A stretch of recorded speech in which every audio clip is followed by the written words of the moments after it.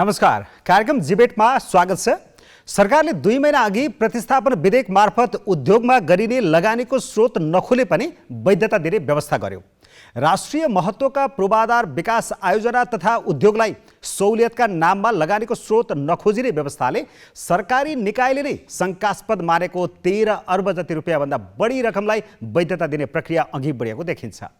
यसले वैदेशिक लगानीलाई भित्र्याउन मद्दत पुर्याउँछ भन्ने एउटा पक्षको तर्क छ भने कालो धनलाई शुद्धिकरण गर्न खोजेको अर्को पक्षको बुझाइ छ। सरकारले 2080 चैतसम्म अवैध आर्जनलाई लगानी गर्न दिने कानुनी व्यवस्था गरेपछि यसमा आर्थिक चलखेलको आशंका बढेको छ। सरकारले स्रोत नखुलेको लगानीलाई किन वैधता दिन खोजिरहेको छ? वैध लगानीकै लागि देशमा वातावरण नबनिरहेका बेला यसको सकारात्मक र नकारात्मक पक्षका बारेमा आज हामी छलफल गर्दैछौँ र छलफलका लागि हामीसँग हुनुहुन्छ अर्थविद केशव आचार्य र उद्योगी ज्ञानेन्द्रलाल प्रधान। यहाँ दुवैजनालाई स्वागत छ। नमस्कार। ज्ञानेन्द्रजीबाट म कुराकानीको सुरुवात गर्न चाहन्छु। यो प्रावधानले कालो धनलाई वैधानिकता दिने बाटो खुल्यो भनेर भनिँदैछ के हो? होइन, कालो धन है, धन भनेको तपाईँको अब सुनौलो रङ भनिन्छ है। सुनलाई चाहिँ धनको प्रतीक मानिन्छ, लक्ष्मीलाई चाहिँ धनको देवी मानिन्छ। तपाईँले कालो लक्ष्मी कहिले देख्नु भएको छ त? मैले त कालो लक्ष्मी कहिले देखेको छैन। यति देश घुमेँ, 62 देश घुमेँ, कालो लक्ष्मी है, पहेँलो होइन, कालो नोट, कालो धन मैले कहीँ देखेको छैन के। गर्ने व्यक्ति कालो हुनसक्छ, त्यसलाई प्रयोग गर्ने व्यक्ति कालो हुनसक्छ, टेरोरिस्ट हुनसक्छ होइन, मनी लन्ड्रिङ गर्ने मान्छे हुनसक्छ, ड्रग माफिया हुनसक्छ।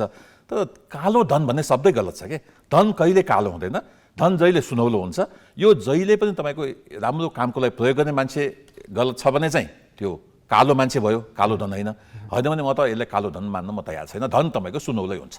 अनि जसरी कमाएको त्यस्तो धन होस्, तर त्यसलाई प्रयोग गर्न सकिन्छ, राज्यले ल्याउन सक्छ। होइन, केही बाधा व्यवधान पुर्याउनु पर्दैन। तपाईँलाई एउटा इक्जाम्पल सुनाउँछु म सिङ्गापुर गएको थिएँ करिब 5 वर्ष अगाडि।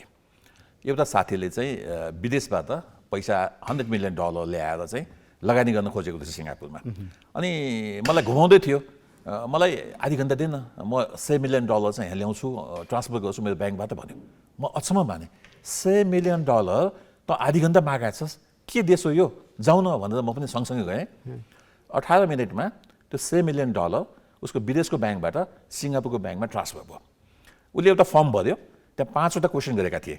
यो धन चाहिँ आतङ्ककारी धन हो, होइन, यो मनी लन्ड्रिङ हो, होइन, यो ड्रगबाट आएको पैसा होइन भनेर उसले 5वटा, मैले ठ्याक्कै बिर्सेँ अहिले, उसले टिक मार्क लगाए होइन होइन होइन, यो भएमा चाहिँ म यो जम्मै सजाय भोग्न तयार छु भन्यो। 18 मिनटमा $100 मिलियन तपाईँको उसको सिङ्गापुरको खातामा ट्रान्सफर भयो। अनि मैले गिजे आएको थियो अफिसरलाई होइन, मैले के भने यसले त मान्छे मारेर ल्याएको होला, यसले त लुटेर ल्याएको होला, तिमी कसरी चेक गर्छ भन्दा त्यो मान्छेले मलाई कस्तो जवाब दियो भने उसले उसको देशमा गरेको चिजमा हेर्ने मेरो औकात छैन, त्यो उसको देशले हेर्ने कुरा हो। उसको देशले मलाई यहाँ होइन उसले ब्याङ्क लुटेर ल्याएको भन्यो भने म कारबाही गरिदिन्छु। आजको दिनमा त्यो भनेको छैन भने मेरो लागि यो सुनौलो धन हो।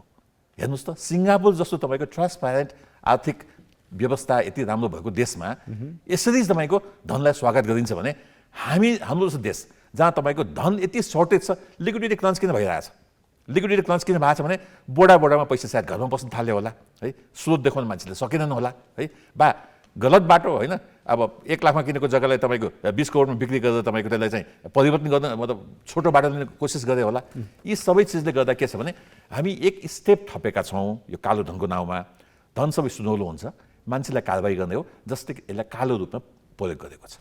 अनि केशवजी, जसरी कमाएर ल्याए पनि ल्याउन दिने, लगानी गर्न दिने देशमा होइन, यो धनलाई वैधानिक रूपमा ल्याउने उपायहरू छ होइन। यो ऐनहरू छ, राजस्वका ऐनहरू, अरू विभिन्न ऐनहरू छ। त्यसैले त्यो घोषणा गर्नै नसक्ने धन होइन, त्यो विभिन्न बाटो दिँदाखेरि पनि पछिल्लो हेर्दाखेरि पनि 2058 सालदेखि हामीसँग आयकर ऐन छ होइन। यो सम्पत्ति शुद्धिकरण के भन्ने चाहिँ 67-68देखि छ हामीसँग। भन्दाखेरि त्यो वैधानिक बाटोबाट आयो भने त त्यसलाई डिक्लेयर गर्नुको लागि के गाह्रो पर्दैन होइन। अब घरमा रहेको अब सरकारले राज्यले बाटो दिँदै पनि, विकल्प दिँदै पनि होइन, अब त्यो ल्याउँदैन भने चाहिँ त्यो त्यसमा केही कैफियत छ। र एउटा तपाईँलाई म उदाहरण दिन्छु, हाम्रो आफ्नै भएको अहिले यो यसरी जो वैधता दिन खोजिएको छ स्रोत नखुलेको पैसालाई 2080 चैतसम्म, यो ठिकै बेठिक यो अन्तर्राष्ट्रिय जुन हिसाबको माहौल छ एउटा कानुनी अवधारणा त्यो अनुसार चाहिँ भेटेको। फेरि कस्तो बेलामा आछ भने 2 वर्ष जति अगाडि पानामा पेपर्स भन्ने आयो। अहिले पेन्डोराज पेपर्स भन्ने यी नेपालकै खोज पत्रकार होइन कोहरू मिलेर निकाले। ट्याक्कै त्यो पेन्डोराज पेपरमा चाहिँ नेपाल समेत 3-4 जना 4-5 जना मान्छेहरूको वेस्टर्न भर्जिन आइल्यान्डमा कहाँ कम्पनी खोलेको छ है। अब हाम्रो चाहिँ के भन्छ भने 2021 सालको एउटा ऐन छ, त्यसले विदेशमा लगानी गर्न दिँदैन, हाम्रो पुँजीगत खाता खोलेको छैन। त्यसो गर्ने हो भने राष्ट्र ब्याङ्कबाट स्वीकृति लिएर विदेशमा लगानी गर्न पाउँछ है। अब त्यो बाटो हुँदै होइन यो यसरी नआउनु र यो पेन्डोराज पेपरले इम्प्लिकेट गर्नु र यो सरकारले चाहिँ यो 2080 सालको मसान्तसम्ममा चाहिँ तपाईँहरूले गएर यस्तो चिजमा लगानी गर्नुभयो भने हामी स्रोत खोल्दैनौँ भनेर चाहिँ भन्यो होइन। अनि यो मिल्छ यसरी भन्न? यो चाहिँ यो हाम्रो अहिलेको विद्यमान संविधान ऐन कानुनले चाहिँ दिँदैन। यो किन यसो गरिरहेका होलान्? अब यो के छ भने यो हाम्रो नेपालमा चाहिँ अन्यत्र पनि हुन्छ, हामी कहाँ धेरै छ, एकदमै धेरै अनौपचारिक कारोबारहरू हुन्छ अघि। अब कर प्रशासन पनि त्यति सहयोगी छैन, त्यसले गर्दा मानिसहरू आफ्नो सम्पत्ति आफ्नो आर्जनलाई चाहिँ डिक्लेयर गर्न चाहँदैन। त्यो त देशभित्रको कुरा भयो आन्तरिक रूपमा, तर बाहिरबाट कसैले त्यसरी पैसा ल्याउने स्थिति बन्यो र त्यसको सोधखोज नहुने हो भने त त्यो पैसा जे पनि त आउन सक्ने डर भयो। पनि त्यो त एकदमै खतरा भयो। तपाईँको यो सेप्टेम्बर 9/11 होइन सन् 2001 को सेप्टेम्बर 11 जुन त्यो टेररिस्ट एट्याक भयो ट्विन टावरहरूमा, त्यो बेलादेखि संसारभरि यो ड्रग ट्राफिकिङ के अरे ह्युमन ट्राफिकिङ, ड्रग, टेररिस्ट फाइनेन्सिङहरूमा चाहिँ यो नियन्त्रण गर्यो र एउटा फाइनेन्सियल एक्सन टास्क फोर्स भन्ने छ, त्यो चाहिँ पेरिसमा त्यसको अफिस छ। त्यसको एपिजी भन्ने एसियन पेसिफिक ग्रुप भन्ने चाहिँ सिडनीमा छ, त्यसको अस्ट्रेलियामा। हामी त्यसको सदस्य हौँ र अहिले उनीहरूले हाम्रो मूल्याङ्कन गरिरहेछ। अहिले चाहिँ हाम्रो इन हाउस मूल्याङ्कन भइरहेछ। अब हाम्रो यो सकिएपछि केही महिनामा 4-5 महिनामा अन दि स्पट उनीहरू आइपुग्छ। र यो कति खतरनाक छ भने भर्खरै तपाईँहरूले पढ्नुभयो होला पाकिस्तानमा यो केस आयो। त्यो FATF फाइनेन्सियल एक्सन टास्क फोर्सले सिङ्गापुरलाई त्यो खैरो रङमा राख्यो, ग्रे कलरमा। र त्यहाँ अहिले अनुमान के छ भने त्यो देशलाई ग्रे कलरमा राख्दाखेरि समग्र पाकिस्तानको अर्थतन्त्रमा परेको घाटा $38 अरब 1 वर्षमा। लगानी नआउने होइन, वैदेशिक ऋण ल्याउन पनि हिचकिच गर्ने, पाकिस्तानको ब्याङ्कले खोलेको LCहरूलाई विदेशी ब्याङ्कहरूले अनर नगर्ने भनेपछि तपाईँको त्यहाँको प्रधानमन्त्री इमरान खानले त्यहाँको संसदमा के भन्नुभयो भने ल यो गल्ती भएको छ, कसको पालीमा कहिलेदेखि यो भयो म चाहिँ जाँचबुझ गर्छु भनेर भने। र अब पाकिस्तानको कुरा नगरौँ, हाम्रै कुरा 2067-68 सालमा डाक्टर शङ्कर शर्मा अमेरिकामा राजदूत हुनुहुन्थ्यो। अनि नेपालको चाहिँ त्यो फाइनेन्सियल एक्सन टास्क फोर्सले रिभ्यू गरिरहेको थियो। अनि त्यो डाक्टर शङ्कर शर्मा हाम्रो राजदूतावासले खाता खोल्न दिएन। अनि पर्सनल एप्रोच लगाएर त्यति बेला हिलारी क्लिन्टन परराष्ट्र मन्त्री हुनुहुन्थ्यो, फरेन सेक्रेटरी, उहाँलाई रिक्वेस्ट गर्दाखेरि पनि हामीलाई खाता खोल्न नसकेर एउटा पाकिस्तानी ब्याङ्कमा खुसुक्क खाता खोलेर चाहिँ चलाएको थियो।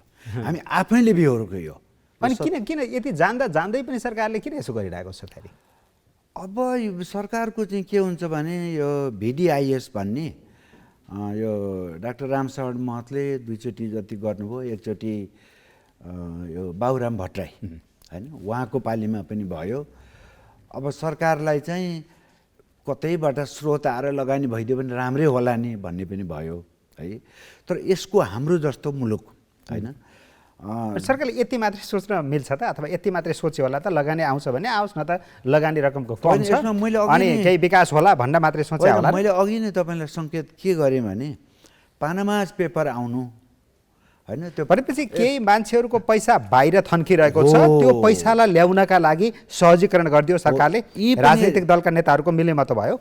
यी पनि तपाईँको नेपाल राष्ट्र ब्याङ्कले कतिवटा कम्पनी या व्यक्तिको वर्षौँ वर्षसम्म खुलेन होइन युवराज खतिवडाको विजयनाथ भट्टराईहरू गभर्नर भएको बेलामा पछि त्यो के भयो सरकारी प्रेसर आयो के आयो पार्टले त्यो पैसा चाहिँ कुल्याछ है र हामीले यो नसोचौँ कि यो हामी भित्रको कुरा हो यो हामी यो मिलाउन सक्छौँ भनेर हामी विश्व समुदायको सदस्य भएको नाताले सबले यत्रो आँखाले नेपालले के गर्छ ठिक छ तर यहाँ सरकार चलाउने दलका नेताहरूले चाहिँ केही व्यापारीहरूको पक्ष पोषणका लागि यो प्रावधान ल्याइदिए अनि उहाँहरूलाई यो नेपालको कानुनी अवस्थाको बारेमा हाम्रो सरकारका मन्त्रीहरूलाई प्रधानमन्त्रीहरूलाई अर्थमन्त्रीलाई कसैले जानकारी दिएन अथवा उहाँले जानकारी सुन्न चाहनु भएन किनभने तर यो गल्ती भयो यो गल्ती हो ओके ज्ञानीजीसँग जान चाहेँ ज्ञानीजी अब यो यसरी पैसा आउन दिने जसरी कमाएको हुन्छ पैसा चाहिँ तपाईँले भने जस्तो त्यो कालो चाहिँ हुँदैन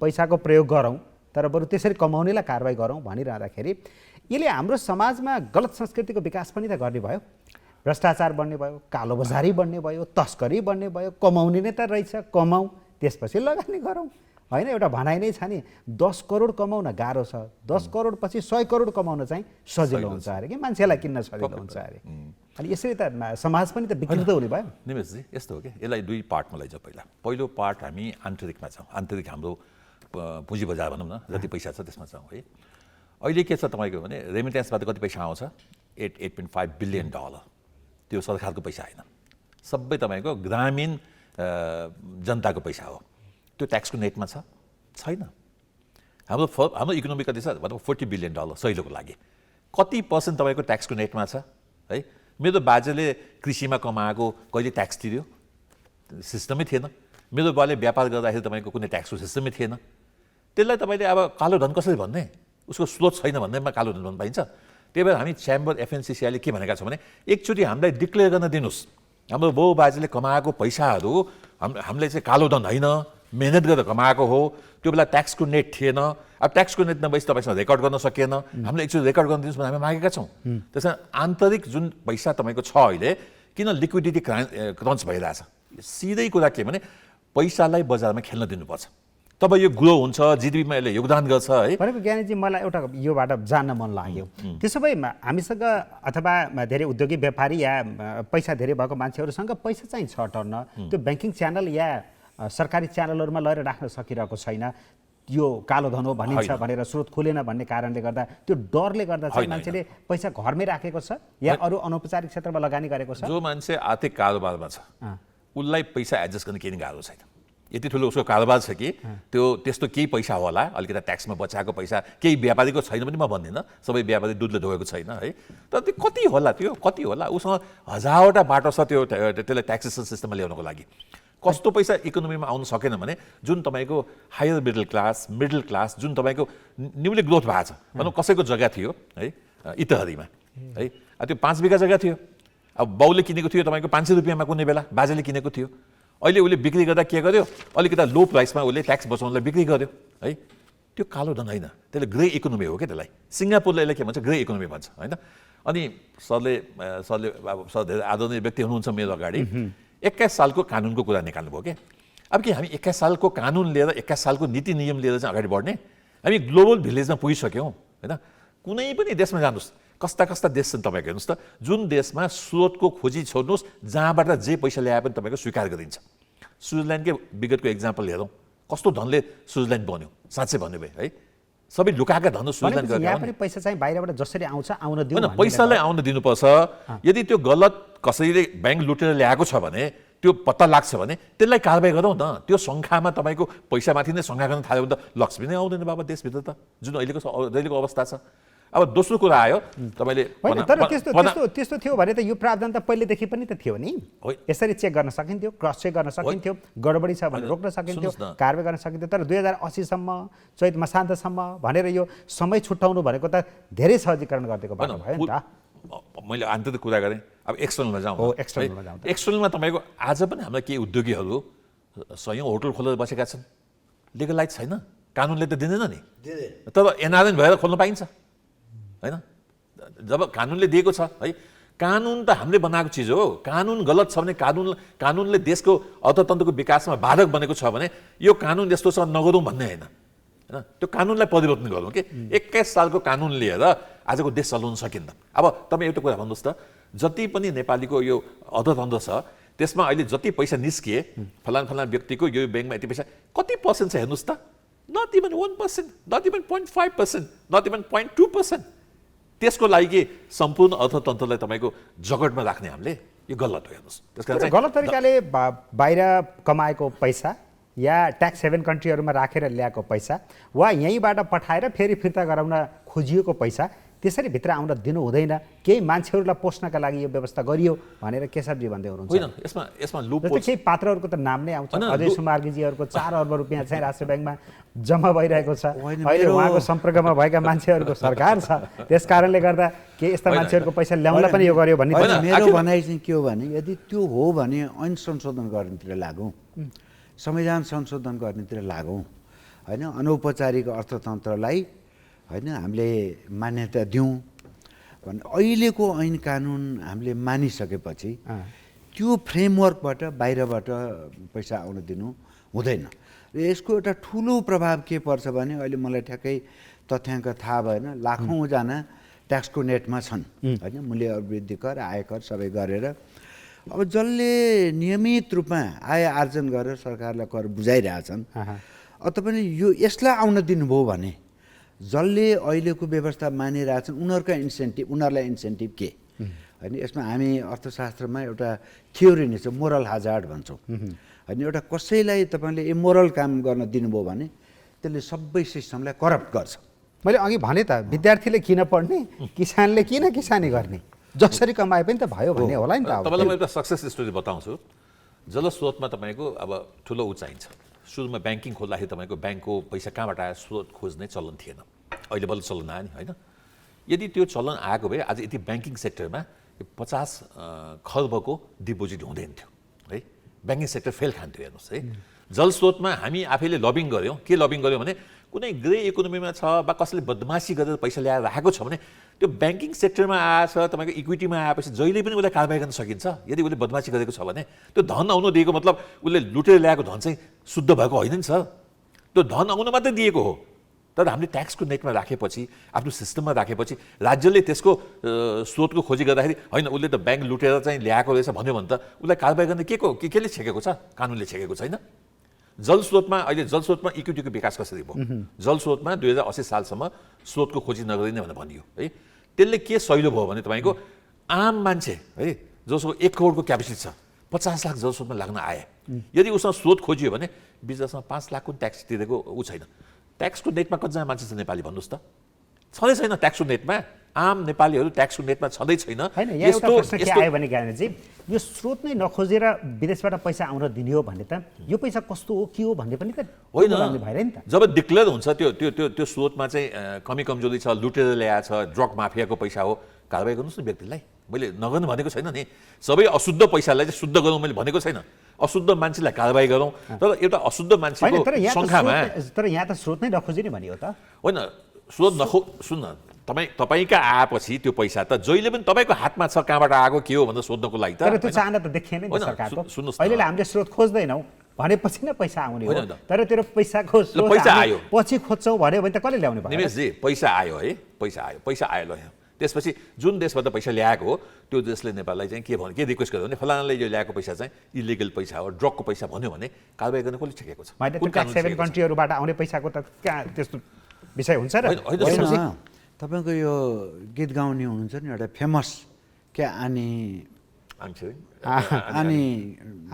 डोलमा के भन्ने हुनुहुन्छ नि होइन, उहाँकै केस भयो 1.5 वर्ष अगाडि हङकङको केस। उहाँको खातामा कतैबाट 1.5 लाख कति 15-20 हजार डलर कति आएर यहाँ तल्का मच्यो, कहाँबाट आयो होइन। त्यो त्यसरी आउन त कम्पनी मार्फत आउनु पर्यो, राष्ट्र ब्याङ्कबाट स्वीकृति लिएर आउनु पर्यो, के दिएको डकुमेन्ट हुनु पर्यो होइन भन्ने कुरा चाहिँ यो अहिलेको यो के छ भने कानुनलाई मान्ने कि नमान्ने।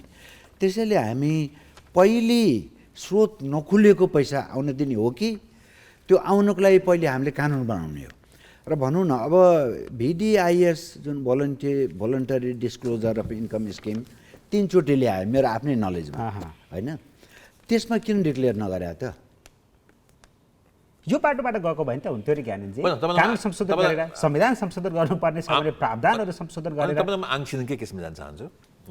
आङसिदिङ रहेछ ठिकै छ, प्रश्नको नाम रहनु, प्रश्नको नाम धेरै रहनु। उहाँको पैसा डोनेसन हो। दिने मान्छेले क्लियरली तपाईँलाई उहाँले लेखेर दिएछ यो चाहिँ डोनेसन पैसा आएको भनेर। उहाँलाई थाहा भएन कि राष्ट्र ब्याङ्कको पर्मिसन लिनुपर्छ, कानुन अनुसार यो काम गर्नुपर्छ है। अब के आफूले गल्ती गर्दा उसलाई पेनाल्टी पो लाग्छ त? पैसा त जफत गर्न पाइन्न नि, होइन? त्यहाँ मलाई के लाग्छ भने पैसालाई आउन दिनुपर्छ। हेर्नुहोस् है, स्रोत खुलोस् नखुलोस्, आउन दिनुपर्छ। यदि त्यसमा चाहिँ यदि त्यो गलत पैसा भनेर डिक्लेयर भयो भने पैसालाई कारबाही गर्ने होइन, व्यक्तिलाई कारबाही गर्नुपर्छ। धन जहिले पनि लक्ष्मी हो, सुनौलो हुन्छ। तर तपाईँले त्यो भनिरहँदाखेरि यो 2080 सम्मको भनेर समय निर्धारण गरिएको छ, त्यहाँनिर त स्रोत खोल्ने कुरा भएन नि त। होइन, गल्ती यति मात्रै होइन, सुन्नुहोस् न, तपाईँलाई सानो स्रोतै एक्जाम्पल नखोजेपछि पैसा त जस्तो पनि भित्रिने भयो भन्ने मेरो मेजर प्रश्न। तपाईँलाई एउटा एक्जाम्पल दिन्छु। भर्खर तपाईँको अब युकेमा हाम्रो प्रधानमन्त्री जानुभएको थियो वातावरण समिति, होइन? भारतले नाइ भन्यो। भारतले के भन्यो? म वातावरणलाई सम्हाल्न सक्दिनँ, मैले कार्बनलाई निकाल्नुपर्छ भनेर। होइन, भारतले म कोइला कन्ट्रोल कम गर्न गर्छु भनेको छ, सक्दिनँ। तर त्यो कमिटमेन्ट गर्न सकेन। जुन चिनले गर्यो, अमेरिकाले गर्यो, इभन नेपालले गर्यो, त्यो कमिटमेन्ट भारतले गर्न सकेन। किन? उसले के देख्यो भने यसले तपाईँको ठिक छ, विश्वमा मेरो नाउँ त राम्रो होला, तर मेरो इकोनोमीलाई धेरै असर पर्छ है। हामी जे पनि सही गर्छौँ के, अन्तर्राष्ट्रिय कानुन जे पनि सही गर्छौँ। जुन कानुन अमेरिकालाई लागू हुन्छ, 700 वर्ष पुरानो संविधान भएको युकेलाई लागू हुन्छ, नेपालमा लागू नहुन सक्छ। नेपालको वातावरण अहिले के छ, कस्तो छ, इकोनोमी कस्तो छ, कस्तो इकोनोमीले देश बनाउने शङ्का गर्न सकिन्छ। तर धन सबैलाई 100% धनलाई जम्मै चेक गरेर मात्रै ल्याउन दिन्छु भन्नु गलत हो। ठिक छ, ल्याउन दिनुहोस्, गलत छ भने कारबाही गर्नुहोस् व्यक्तिलाई। अनि त्यो गर्दा के हुन्छ कि सब्जी? होइन, यो मैले अघि पनि भने हामी अन्तर्राष्ट्रिय समुदायको मान्छे हो, होइन? हामी विश्व ब्याङ्कको सदस्य, अन्तर्राष्ट्रिय मुद्रा हो। यहीँनिर अब चाहिँ यो विषयमा चाहिँ कुरा बल्झिँदै गयो भने अब यो अन्तर्राष्ट्रिय मुद्रा कोषहरू, विश्व ब्याङ्कहरूले हामीलाई सहयोग गर्न छोडे, होइन? हामीलाई अनुदान दिने देशहरूले हामीलाई अनुदान दिन छोडे, हाम्रो कारोबारलाई शङ्कास्पद माने भने त हामी आफै पनि त तल परौँला नि त। होइन, हाम्रो जिडिपी अन्तर्राष्ट्रिय छवि अर्कोतिर बिग्रिन्छ। होइन, हाम्रो जिडिपीको 40% भन्दा बढी आयात छ, होइन? अब केही चाहिँ भारतबाट चाहिँ बिना प्रतिपत्र आउँदो होला, तर धेरै होइन, जुन अमेरिकाबाट, जर्मनीबाट, सिङ्गापुर, थाइल्यान्डबाट आउँछ, त्यो त प्रतिपत्रको माध्यमबाट आछ। भोलि जुन अहिले उनीहरूले इन्टरनली गरिरहेछ त्यो मूल्याङ्कन हाम्रो, अब भोलि चाहिँ तपाईँको यो चाहिँ यो गलत हिसाबले आयो, हामी तिमीहरूलाई मान्दैनौँ भन्यो भने हाम्रो प्रतिपत्र खोल्न, हाम्रो प्रतिपत्रलाई विदेशी ब्याङ्कले अनर गर्दैन। जस्तै हामीसँग आफ्नै अनुभव छ, मैले भने नि, हाम्रो अमेरिकाको वासिङटन डिसीको राजदूतावासलाई ब्याङ्कमा खाता खोल्न हामीलाई अप्ठ्यारो पार्यो।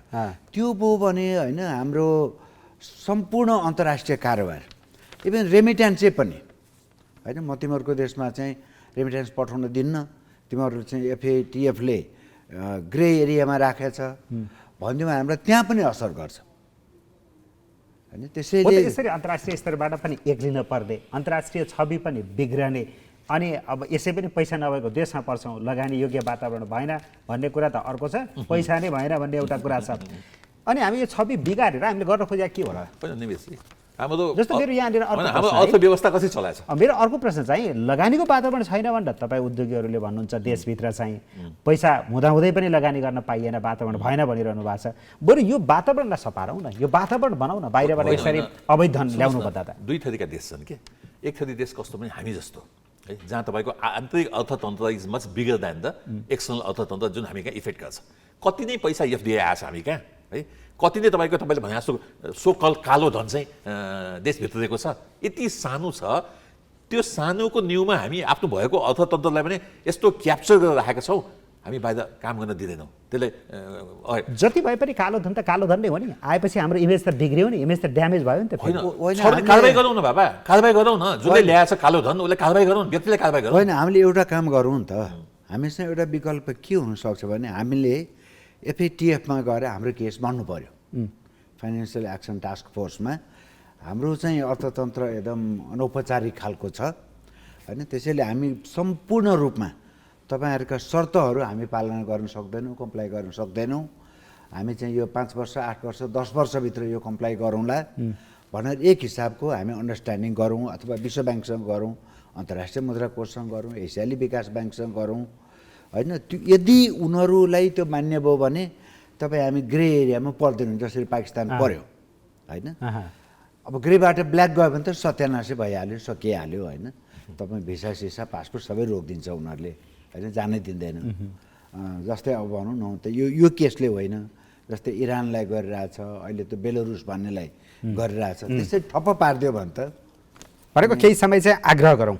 यदि त्यो गर्ने हो भने त्यो चाहिँ आन्तरिक अनौपचारिक अर्थतन्त्रका प्रयोगका लागि होला, होइन? तपाईँले भन्न खोजेको चाहिँ यदि देशभित्रै पैसा त्यस्तो बाहिर सतहमा आउन सकेको छैन, च्यानलमा आउन सकेको छैन भने त्यस्तो पैसालाई प्रयोग गर्नका लागि यो बाटो समाऊ। तर विदेशबाट ल्याउने अवैध पैसाको लागि पनि मिल्छ र यो गर्न? हो, यो मलाई डर लागेको पनि यहाँको आन्तरिक पैसा परिचालन गर्ने भन्दा पनि बाहिरबाट आउने पैसा। बाहिरबाट पनि तपाईँले एउटा राम्रोसँग संविधानसम्म चलेको देशबाट आयो भने ठिकै छ। अब तपाईँको वेस्टर्न भर्जिन आइल्यान्ड, होइन, जहाँ के अरे आयरल्यान्ड, 1 पाउन्डमा तपाईँले एउटा कम्पनी खोल्न सक्नुहुन्छ, कुनै केही पनि चाहिँदैन त्यहाँ, होइन। त्यसैले यो मार्क जुकरबर्गहरू, यो के फेसबुकहरू, अब अहिले चाहिँ एउटा समझदारी के भयो भने OECD को मुलुकहरूले यी बदमासहरू संसारको जुनसुकै ठाउँमा काम गरे पनि त्यो काम गरेको देशमा चाहिँ उनीहरूले 15% कर बुझाउनुपर्छ भनेर अन्डरस्ट्यान्डिङ भयो, 20वटा देशले माने, होइन। त्यस्तै खालको एउटा समझदारी हामीले गर्नु पर्यो, होइन भने भोलि अब भनौँ न पुरानो कुरा छोडिदिउँ। सोमप्रसाद पाण्डे अर्थमन्त्री हुनुहुन्थ्यो, के अरे उद्योग मन्त्री, त्यति बेला उहाँले लगानी सम्मेलन गर्नुभयो, है। खोइ कति 14 खर्ब कति खर्ब आउँछ भन्ने प्रतिबद्धता आयो, होइन। त्यसपछि बिचरा बितेर जानुभयो नवीन राज जोशी। उहाँले सन् 2019 को मार्चमा ठुलो लगानी सम्मेलन गर्नुभयो, 36 अर्बको प्रतिबद्धता आयो, तर खोइ त आइरहेको छैन। यो के भन्न खोज्दै हुनुहुन्छ यहाँ यता जोडेर? भन्न खोजेको कुरा के भने अरू कुरा पूर्वाधार, होइन, श्रमिकको उत्पादकता लगायत तिमीहरूको ऐन कानुन नियमहरूमा छिद्र छ, होइन। त्यस्तो छिद्र भएको देशमा हामी चाहिँ काम गर्न सक्दैनौँ भन्ने पनि भनेको हो। हो ज्ञानजी, अब लगानीको वातावरण बरु राम्रो बनाउनेतिर लागौँ न। तपाईँहरू उद्योगीहरू पनि, तपाईँहरूलाई पनि त गाह्रो होला नि यसरी अवैध धन बाहिरबाट आउने, तपाईँहरूसँग कम्पिटिसन गर्ने, तपाईँहरूको लगानी बरु डुब्ने डर होला नि त्यसरी। होइन, अवैध धन ल्याउनुहोस् भनेर भनेका छैनौँ कि आएको धन सबैलाई अवैध भनेर चेक गर्ने आवश्यक छैन कि। स्रोत नखोलेको म तपाईँलाई सानो इक्जाम्पल दिउँ। भर्जिन आयरल्यान्ड, सरले भएको आयरल्यान्डको नाम लिनुभयो, खै त यिनीहरूलाई कुनै कारवाही भएको छ नि त? ट्याक्स लगाएका छन् है, यिनीहरूलाई ब्ल्याकलिस्ट गरेका छन् त? उनीहरू खुल्लम खुल्ला भएको धनलाई तपाईँको स्वीकार गर्दाखेरि चाहिँ $1 कम्पनी खोल्दा उनीहरूलाई केही पनि कारवाही नहुने, विश्व ब्याङ्कले, IMF ले, सबैले, विश्वले। अनि हामी चाहिँ तल्सेर बस्ने भनेको नेपाल पनि ट्याक्स हेभन कन्ट्री बनाउने गर्दै हुन्छ। म त भन्छु पैसा आउन दिनुहोस्, के बिग्रिएको छ? अझ पनि अहिले हेर्नुहोस् है, हुन्डीको व्यापार हेर्नुहोस् त। आज $1 किन्नु पऱ्यो भने मेरो विचार के भने 4, 5, 6 रुपियाँ कति ब्ल्याक मार्केट दिनुपर्छ। यो भने के हो त? हुन्डीको व्यापार अहिले देशभित्र यस्तै फस्टाएको छ, किनभने हामी यसलाई कन्ट्रोलिङ इकोनोमीमा लग्यौँ, होइन। त्यस कारण चाहिँ अहिलेको वर्तमान परिप्रेक्ष्यमा आउने जाने चिजलाई कसरी कन्ट्रोल गर्ने भन्ने कुरोमा अलिकति लिबरल चाहिँ राज्य हुनु जरुरी छ। ज्ञानजी, नेपाललाई ट्याक्स हेभन कन्ट्री बनाऊ, सम्भव हुन्छ यस्तो कुरा? त्यो अहिलेको अवस्थामा सम्भव छैन। हामी सिङ्गापुर जस्तो, स्विजरल्यान्ड जस्तो, होइन, एकदमै शक्तिशाली, जनसङ्ख्या थोरै भए पनि, भूगोल सानो, के अरे एकदमै सानो भए पनि, तर उसको अर्थतन्त्र तपाईँको धेरै सानो मुलुक हो नि। भर्जिन आइल्यान्डमा के छ भन्नुहोस् त? उसको अर्थतन्त्र यत्रो ठुलो छ कि यस्तै पैसाले हो सर, होइन, यस्तै पैसाले उसले देशको विकास गर्यो। ली कुवान युले देङ सियाओपिङलाई थर्काउँथ्यो, हो, त्यति सानो देशको, होइन। अब हाम्रो त त्यो गच्छी छैन। हाम्रो चाहिँ 42 खर्ब भन्छ GDP, होइन। अघि उहाँले भन्नुभयो 40 रफली $40 बिलियन को अर्थतन्त्रले हामी यो विश्वको जुन हाम्रो यत्रो देशसँग सम्बन्धहरू छ, होइन, यत्रा सन्धिहरू गरेका छौँ। अब नगरे भए हुन्थ्यो भन्ने एउटा कुरा हामीले त गऱ्यौँ, तर हामी सिङ्गापुरले गरे जस्तो, स्विजरल्यान्डले गरे जस्तो हामी त्यहाँबाट बच्न सक्दैनौँ, होइन। भनौँ न भोलि चाहिँ तिमीहरूको ब्याङ्कको LC हामी अनर गर्दैनौँ। अनि यस्तो अवस्थामा भएको देशले चाहिँ कसरी त्यस्तो सोच्न सकिन्छ? म तपाईँलाई सानो इक्जाम्पल दिउँ। हामीले जति एजेन्सी थप्छौँ नि, सम्पत्ति शुद्धिकरण थप्यौँ, एकचोटि रेकर्ड लिनुहोस् त। तपाईँ त अब पत्रकारितामा हुनुहुन्छ, कतिवटा केस चाहिँ टच गरियो, कति केसमा कालो धन निस्क्यो, एकचोटि टच गरौँ त। त्यो एउटा चिज थपियो दुनियाँलाई लगानीलाई रोक्नको लागि। म के भन्छु भने आउन दिनुहोस् लगानी, आएपछि त ब्याङ्कमा छ, इक्विटीमा छ, कम्पनीमा छ होइन। यदि तपाईँलाई म सानो इक्जाम्पल दिन्छु, यदि मैले आज यहाँ ब्याङ्क लुटेँ, परिकल्पना गर्नुहोस्, यो पैसा मैले सिङ्गापुर लगाएँ भने उसले कहिले सोध्दैन मलाई यो ब्याङ्क लुटेर ल्याएको हो कि होइन भनेर। उसले कहिले सोध्दैन कहाँबाट ल्याइस्, कति ट्याक्स तिरिस् भनेर। उसले मलाई अन्तर्राष्ट्रिय कानुन अनुसार 5वटामा टिक मार्क लाउँछ। टेरोरिज्म पैसा हो, ड्रगको पैसा हो, यो पैसा हो, यो पैसा होइन, यो हो भने चाहिँ यो कारबाही ओके मन्जुर छ, बाँकी उसले मलाई केही पनि गर्दैन। जब मेरो राष्ट्रले नेपालले भन्छ ज्ञानलाल प्रधानले त ब्याङ्क लुटेर ल्याएको पैसा, तब मलाई कारबाही गर्छ उसले। त्यो पैसा त अझ इकोनोमीमा बस्छ है, त्यसरी इकोनोमी ग्रो हुन्छ। तर त्यो सबै देशहरूले भनिदिन्छन् चाहिँ यो पैसा यसरी आएको उसरी आएको भनेर भनिदिन्छन्। अब अहिले अर्को देशलाई भनिदिन्छन् के सर यति भन्नु न। सूर्य टोबाको कम्पनीले कति अरब कर तिर्छ होइन। भोलि हामीले यो अनएकाउन्टेड मनी होइन, जसको स्रोत हामी देख्दैनौँ कहाँबाट कमायो यो भन्यो भने त्यो सूर्य टोबाकोले म किन सरकारलाई 1 अरब 1 खरब कति तिर्छु, अब यो एनसेल भन्नेले पनि त्यस्तै थुप्रै अरब तिर्छ त्यसले भन्दा उनीहरूलाई तपाईँले के गर्ने। अब यो कस्तो अर्थतन्त्र हुने हो भने एउटा औपचारिक अर्थतन्त्र छ जसले मुलुकको सबै ऐन कानुन नियम पुरा गरेर व्यवसाय गरेर राज्यलाई कर तिर्छ।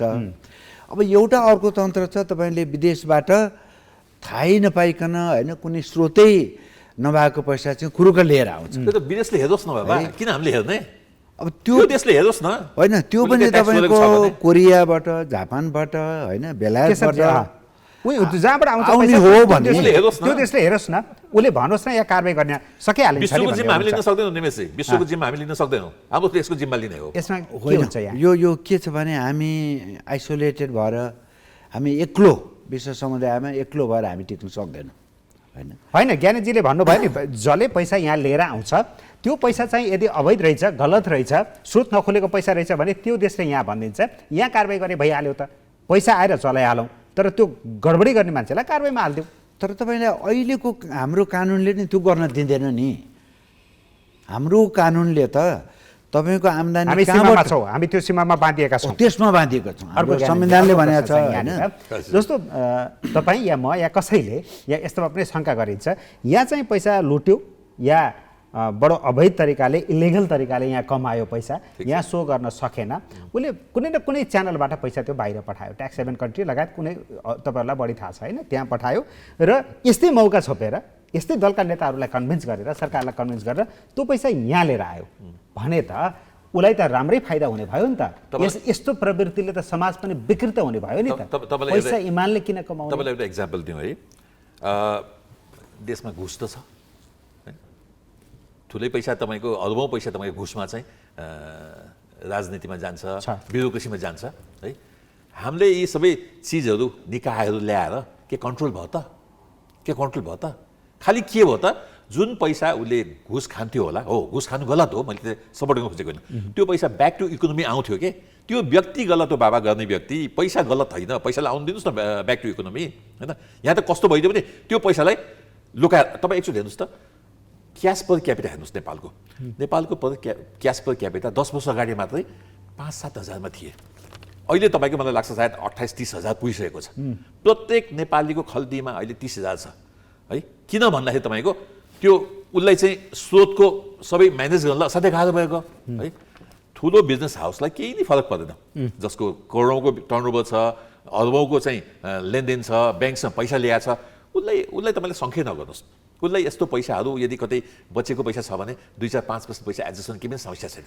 समस्या त कहाँ पऱ्यो भने भर्खर मिडल क्लासमा टिकेका, मिडल क्लासमा त अलिकति माथि आएर 10-20 लाख कमाएका है, अनि कतै लगानी गरौँ भन्दाखेरि 20 लाख लगाएर ब्याङ्कमा जम्मा गरौँ एफडीमा, जुन तपाईँको फर्मल इकोनोमीमा जान्छ भन्दाखेरि त जम्मा गर्न पाउँदैनस्, कहाँबाट ल्याइस् भनेर सोध्नु थाल्यो भने अनि कसरी इकोनोमी चल्छ? होइन, सामान्य मान्छेले वेस्टर्न भर्जिन आइल्यान्डमा लगानी गर्नै सक्दैन होइन। जसले विदेशमा लगेर लगानी गर्छ विदेशी मुद्रामा त्यो चाहिँ पढे लेखेको सशक्त होइन। कतिजना सशक्त हो, कति व्यक्ति छ त? हाम्रो इकोनोमीको कति पर्सेन्ट छ? तर 0.1%। तर धेरै पैसा 0.1%मा सङ्ख्या गरेर 99.9%लाई तपाईँको रिस्ट्रिक्सन गर्ने। अनि यो त बढ्ला नि त, यस्तो कारोबार गर्ने, अवैध कारोबार गर्ने, यो त फेरि मौलाउने नि त। यसरी चान्स दियो भने त कसले दुःख गर्नु पर्यो, कसले कर तिर्नु पर्यो? ट्याक्स हेभन कन्ट्रीमा कारबाही नभएको छैन कि ट्याक्स हेभन कन्ट्रीमा ड्रग माफियाको पैसा आएर लगानी गरेको चिजहरू पत्ता लगाएपछि कारबाही भएको छ, पैसा जम्मै जफत भएको अवस्था छ। होइन, यो अघि आयरल्यान्डको पनि कुरा आयो है।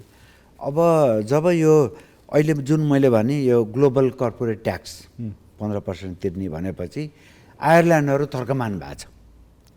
यो तपाईँको फेसबुक, गुगल होइन, के भन्ने छ नि, व्हाट्सएपहरू भन्ने, इन्स्टाग्रामहरू भन्ने, अहिले सबै थर्कमान भइरहेछ। ल अब चाहिँ हामी उम्किन नसक्ने भयौँ। त्यहाँ के गर्ने भने त्यहीँ सिलिकन भ्याली सान फ्रान्सिस्कोमा बस्ने कम्पनी चाहिँ आयरल्यान्डमा बेलफास्टमा दर्ता गरिदिनुहोस् होइन, डब्लिनमा। अनि अब त्यहाँ त कर एकदम थोरै छ होइन, तर अब त ल यहाँ पनि हामी नपाउने भयौँ भन्ने 20वटा देशले तपाईँको एग्री गरिसक्यो। अब हामी ठोक्छौँ, 15% कर चाहिँ हामी लिन्छौँ र त्यो गरिदियो भने हामीलाई पनि फाइदा हुन्छ क्या। भोलि उसले ल अमेरिकामा करको दर भनौँ न एभरेजमा माथिल्लो वर्गलाई 30% भन्दा बढी छ है। अब यहाँ चाहिँ नेपालले 15% मात्रै लिने हो भने यदि यहाँ आउँछ भने हामीले त्यसलाई स्वागत गरौँ। तर आओस् ऊ चाहिँ वैधानिक रूपबाट क्या, तपाईँको त्यो ट्याक्स हेभन जस्तो होइन, यो वेस्टर्न भर्जिन आइल्यान्ड जस्तो त्यस्तोबाट चाहिँ आउनु भएन। जस्तो ज्ञानजी यहाँनिर मैले अघि पनि उठाएको प्रश्न चाहिँ यहाँ मान्छेले गडबड गर्यो, उसले चाहिँ यहाँ संयन्त्रलाई किनेर हुन्छ या कसैलाई प्रभाव पारेर हुन्छ, त्यो डिसमिस गर्यो। त्यो पैसा जे खाएको थियो, कमाएको थियो, त्यो पैसाको हरायो, यत्तिकै सेलोखेलो हरायो, तर मात्रै उसले देखाउन सकेन। तर उता लगेर फर्काएर ल्याउँदाखेरि त त्यो त झन् बढी वैध भयो। यहाँ त कसले कारबाही गर्ने? होइन, पैसा लानु कसले भेट्ने? पैसा लानु सजिलो छ त। तपाईँले कति सजिलो छ भन्नुभएको छ। अब पैसा लाने भने तपाईँले $1 लाख त भन्नु भएन होला, अलि ठुलै अङ्क भन्नुभयो होला है। अरबौँमा नेपालीमा इक्विभ्यालेन्ट चाहिँ डलरमा फरेन करेन्सी भन्नुभयो होला। यो पैसा लाने कसले भन्नुहोस् त? राष्ट्र ब्याङ्कले लान दिँदैन। हुन्डीको व्यापार हेर्नुहुन्छ भने यति महँगो छ है, त्यहाँ लगेर तपाईँको त्यहाँ पनि स्रोतको खोजी गर्न सक्छ। त्यो सम्भावना छैन। यहाँबाट पैसा पठाएर फेरि यता फर्काउने सम्भावना कति छ? क्याल्कुलेसन के भयो भने यहाँ ट्याक्स डिक्लेयर गर्नुभन्दा होइन त्यता लगेँ भने मेरो एफडिआई फरेन डाइरेक्ट इन्भेस्टमेन्ट पनि भयो नेपालमा विदेशबाट। होइन, लग्न गाह्रो छ। एनसेलले गर्यो नि, एनसेलले तपाईँको यहाँ ट्याक्स तिर्दैन होइन, उता तिर्छ। डबल ट्याक्सेसन ट्रिटी भएको देशहरूमा हेर्नुहोस् त, जहाँ सस्तो ट्याक्स छ त्यहाँ तिर्न प्रिफर गर्छ नि त। त्यो गर्दा हामीले त गुमायो नि यदि बढी ट्याक्स लगाएको छ भने है। धन अवैध छैन। होइन, अर्को कुरा तपाईँले भन्नुभयो नेपालबाट पैसा लान चाहिँ त्यति सजिलो कहाँ छ र? सकिन्न। यहाँबाट जसरी कमाइएला, गलत तरिकाले कमाइएला, तर त्यो पैसा उहाँ लगाएर यहाँ फेरि फर्काएर ल्याउन त सजिलो छैन। अवैध रूपले लान सकिन्छ। अवैध रूपले कसरी लान सकिन्छ भने तपाईँले 1 लाखको गाडी आयात गर्नुभयो होइन, त्यसको तपाईँले भन्सारमा मूल्याङ्कन चाहिँ के गरिदिनु, मैले $5 लाख किने भन्नुभयो होइन, यहाँ तपाईँले 5 लाखको सटरी सुविधा पाउनुभयो, त्यो 4 लाख तपाईँ त्यता राख्नुहोस्। अनि 5 लाखमा भन्सा 300% तिर्दाखेरि अनि त्यो पैसा लानु फाइदा भयो त? होइन, उसले ट्याक्स लाग्छ नि, कुनै पनि चिज फ्री छैन नि। इन्कम ट्याक्स तपाईँको आखिरमा त 13% भ्याट, 15% ट्याक्स त मिनिमम प्रायः लाग्छ सबैमा इम्पोर्ट ड्युटीमा। यानि तपाईँले 28% तिरेर पैसा लगेर कुन चाहिँ मूर्ख व्यापारी होला कि उसले चाहिँ त्यो पैसा चाहिँ स्वच्छ गरेर ल्याउने? आवश्यकै छैन। उसलाई एकछिन तपाईँले व्यापारीलाई मात्रै बिर्सनुहोस् न, कोही राजनीति नेताहरू भन्नुहोस् होइन, अरू समाज अरू क्षेत्रमा काम गर्ने मान्छेहरू भन्नुहोस्, उनले पैसा खुद कमाए लिएर गए अनि फेरि वैधानिक रूपमा भित्र आए। उनीहरू त सदाका लागि समाजमा बडो होइन, कति पैसा आयो एकचोटि हेर्नुहोस् के। तपाईँले पुलिसिङ गर्ने हो कि एउटा पुलिसले सम्पूर्ण 3 करोड नेपालीलाई चेक गर्ने होइन कि, जो गलत काम गरिरहेको छ उसलाई चाहिँ समातेर जेलमा हाल्ने हो कि। मेरो भनाइ त्यो हो कि यदि यस्तो काम गर्दा के गलत काम भएको छ भने, ड्रगको पैसा आएछ भने, यहाँको पैसा लगेको ल्याएछ भने त्यसलाई चेक गरेर पुलिसिङ गरेर जेलमा हाल्नलाई त जहिले सक्छ हाम्रो कानुन। सबैलाई किन चेक गर्ने? नेपालका संयन्त्रहरूले कार्यान्वयनको पाटो त तपाईँले देख्नु भएको छ नि त, यो त ज्यादै विक छ नि त।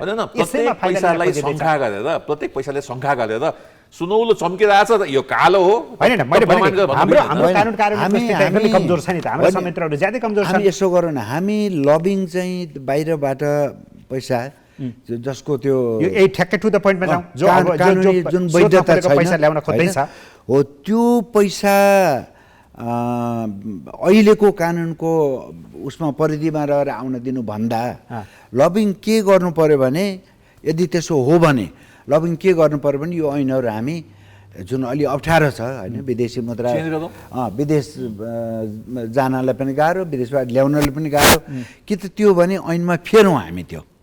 तर एउटा तपाईँको कम्पनी दर्ता गरेर व्यावसायिक रूपमा म काम गर्छु, नेपालको ऐन मान्दछु भन्ने अनि तपाईँको विदेशमा बिना स्रोतको केबाट कमाएको हो केबाट कमायो त्यो पैसा होइन ह्युमन ट्राफिकिङ हो कि ड्रग पो हो कि होइन त्यस्तो पैसालाई चाहिँ भनौँ न त्यस्तो पैसाले चाहिँ आउन दिनु हुँदैन त्यसको लागि चाहिँ लबिङ पनि नगरौँ हामी बरु होइन जुन जुन यो रोकिएको छ फाइनेन्सियल एक्सन त्यसो भए हाम्रो ज्ञानेन्द्रजीहरूले गरेको लबिङ गलत छ उहाँले गरिरहेका तर्कहरू गलत होइन मलाई चाहिँ यो ठिक लागेन बरु लबिङ के गरौँ भने यो ऐनहरू हामीले खुकुलो पारौँ जस्तै यो 21 सालको एउटा डेढ पाने ऐन छ विदेशमा लगानी गर्न प्रतिबन्ध लगाउने ऐन भन्नुभयो त त्यति पुरानो अहिलेको समयलाई सुहाउँछ हो त्यसलाई फेरौँ अहिलेको परिवेशलाई सम्बोधन गर्छ भन्नुभयो उहाँले त्यसलाई फेरौँ बरु होइन र यो एकचोटि तपाईँका म आएँ कि आएन यो 2011मा मैले एउटा यो वैदेशिक लगानी नीति म एउटा यो टिम लिडर भएर त्यो प्रोजेक्ट मैले गरेको त्यसमा मैले के हालेको थिएँ भने नेपाललाई विदेशबाट लगानी गर्न दिने मात्रै होइन यसलाई लान पनि देऊ कोही नेपालीले होइन जस्तै होटलमा हाम्रो राम्रो छ टुरिज्ममा हाम्रो अन्टरप्रेनियरहरू एकदम राम्रो छ यो सिङ्गापुर दिल्ली होइन यताको भन्दा हाम्रो काठमाडौँ पोखराको होटलहरू हेर्नुहोस् हस्पिटालिटी भेट्दैन उनीहरूले होइन ठ्याक्क टु द पोइन्ट त्यसैले मैले भन्न खोजेको कुरो जहाँ हाम्रो प्रतिस्पर्धात्मक लाभ छ त्यस्तो ठाउँमा नेपालीलाई विदेशमा केशवजी अहिले पनि त के बिग्रिएको छ र त्यसरी आउने पैसा आउने त ब्याङ्किङ च्यानलबाटै होला हजुर हो कि होइन त्यो बाहेक अरू च्यानल छ छैन नि ब्याङ्किङ च्यानलबाट आउँछ ब्याङ्कले त स्रोत खोजिहाल्छ होला खोज्छ अनि त्यहीँनिर ग्राप झ्राप हुँदैन र यहाँनिर स्रोतै नखोलेको पैसा चाहिँ फेरि कसरी भित्रिन्छ सरकारले के भन्न खोजेको त्यो त ल्याएर के गर्नु त्यो त होल्ड हुन्छ नि त अनि त्यो सरकारले भनेको चाहिँ होल्ड नगर ब्याङ्कले छोडिदियो भने हो ए हो त्यो जसरी अहिले राष्ट्र ब्याङ्कमा पैसाहरू थुप्रिएको छ त्यस्ता केही पैसा त्यो चाहिँ छोडिदिने बाटो होल्ड गरेर छोड्यो पनि केही छोड्यो केही अझै जम्मा भएको छ अरू पैसा पनि जम्मा भएको छ त्यो पैसा छोड्ने तयारी हो यसको केही स्रोत खोज्नु परेन जसरी आयो आयो सरकारले चाहेको चाहिँ त्यो हो अहिले जुन जनार्दन शर्मा हाम्रो नयाँ अर्थमन्त्रीले बिना स्रोतको 80 सालसम्ममा गर्ने भनेको चाहिँ त्यो ब्याङ्कले पनि स्रोत खोज्नु भएन होइन म तपाईँलाई सानो इक्जाम्पल दिन्छु धेरै टाढा नजाउँ जलस्रोतमै जाउँ न 80 चैतसम्मको स्रोत नखोजिने भनेर यति पैसा आयो है सबै ब्याङ्किङबाट आएछ कम्पनीमा रेकर्डेड छ है सबै हाम्रो अर्थतन्त्रमा चलायमान भएर तपाईँको अर्थतन्त्रलाई गरेर आज लोड सेडिङ अन्त गर्न सहयोग गर्यो 18 घन्टाको लोड सेडिङ प्रतिदिनलाई अन्त गर्न यही पैसाले सहयोग गर्यो सरकारले कुनै एउटा भेट्यो कुनै पैसा जुन तपाईँको लुटेर ल्याएको हो कालो धन हो ड्रगको चाहिँ पैसा हो भने कुनै भेट्यो त सरकारले खोज्नै चाहेन त त्यत्रो तपाईँको निकाय छ अख्तियारदेखि लिएर सम्पत्ति शुद्धिकरण लेखेर सिआइबी लेखेर कतिवटा निकाय छ के हेरेका छैनन् होला नि त के उनीहरू पङ्गु होला त्यो पहिलाको कुरा भयो तर अहिले त नहेर्ने कुरा भयो नसुन्ने कुरा भयो होइन सरकारले त निश्चित अवधिसम्म जस्तै अब अहिले 80 सालको कुरा हो यो कुरा आयो त्यो बिचमा उसले नखोज्ने भयो नहेर्ने भयो यो चाहिँ ठिक भएन भन्ने कुरा मेरो जालोमा समुद्रमा तैरिरहेको माछा जुन मेरो कन्ट्रोलमै थिएन मेरो जालोमा आउँछ भने त्यो बिखालु माछा हो कि त्यो माछा चाहिँ राम्रो खान लागेको भन्ने त मैले निर्णय गर्ने हो नि जहिले पनि चेक गर्न सक्छु नि म त जहिले पनि चेक गर्न सक्छु जहिले पनि भएन अहिलेको यो अहिले आएको पैसाको स्रोत हामीले खोज्ने छैनौँ भनेपछि त पछि खोज्दा पनि त पाइएन नि त नखोज्नु होइन 80 सम्म खोज्न पाउनु भएन 81 82 83 सालमा गएर पाउनु भयो जहिले पनि खोज्न सक्नुहुन्छ तपाईले त्यसपछि पाउँछ 2080 सम्म चाहिँ पाइएन तपाईले तर ज्ञानेन्द्रजी के भन्नुहुन्छ भने 80 सम्म पैसा आउन दिउ त्यसपछि चाहिँ बरु सरकारले खोज अब अस्ति आएको पैसा 80 सम्म आएको पैसा के हो स्रोत के हो भनेर खोज्न चाहिँ पायो प्रत्येकलाई शङ्का गर्नु भएन कि प्रत्येक लगानीलाई शङ्का गर्नु त्यसरी खोज्दा पायो कि पाएन खोजेन खोजेन हो कुरा यहाँबाट बिग्रियो खोज्यो भने पाउँछ होइन तर नखोज्ने भयो सरकारले यो बीचको पैसाको बारेमा स्रोत छोडिदिनु भयो यो अवधिसम्म यहाँ लगानी गर्दाखेरि आएको स्रोत होइन लगानीको स्रोत खोजिने छैन ट्याक्सको नेटमा आइसकेपछि ट्याक्सको नेटमा आएपछि सरकारको हातमा आइसक्यो ब्याङ्किङ सेक्टरमा आइसक्यो जम्मै रेकर्डेड भइसक्यो कसले त्यो पैसा यहाँको हो होइन भन्न सक्छ भन्नुहोस् त र जलविद्युतमा 15 वर्षसम्म कर पनि लाग्दैन हो त्यही भएर तपाईँ लगानी गरेपछि 15 वर्षसम्म स्रोत पनि नखोज्ने होइन लगानी गरेपछि तपाईँले 15 वर्ष कर तिर्नु पर्दैन अनि त्यसको कारण छ सर कारण किनभने हामीलाई 12 वर्ष लाग्छ ब्याङ्कको पैसा तिर्नुलाई कि जलविद्युत गृह चाहिँ यदवनदेखि नाफामा जान्छ तर मेरो घरमा एक पैसा आउँदैन सरकारले मसँग ट्याक्स लिन्छ भने मैले ब्याङ्कमा तिर्ने पैसालाई दिने गर्छु कि मेरो ब्याज अझ वृद्धि भएर जान्छ त्यसको लजिक त त्यो हो नि हस् समय दिनुभयो यसको लागि तपाईँलाई धेरै धेरै धन्यवाद छ आफ्ना तर्कहरू र आफ्ना कुराहरू राखिदिनु भयो यो क्लियर नै भयो जस्तो लाग्छ मलाई। तपाईँमा कन्क्लुजन पछाडि केही छ जस्तो लागेर धन्यवाद सर। होइन, सरले पनि मान्नुभयो नि। सरले के भन्नुभयो, ऐन कानुनको समस्या हो होइन, त्यसलाई परिवर्तन गरेर ल्याउन दियो भने उहाँले सरले भन्नुभयो नि। तर तपाईँले भन्नुहुन्छ त्यो ऐन कानुन त संशोधनको कुरा भन्दा पनि अगाडि यसैले ठिक छ भन्ने कुरा आयो। त्यो पनि एउटा संशोधन हुन्छ, त्यो पनि एउटा होइन, म cabinet- चाहिँ अहिलेकै कानुनमा चाहिँ हुँदैन, यो कानुनलाई हामीले मान्नुपर्छ हस् भन्ने। धन्यवाद सर। धन्यवाद धन्यवाद। नमस्ते।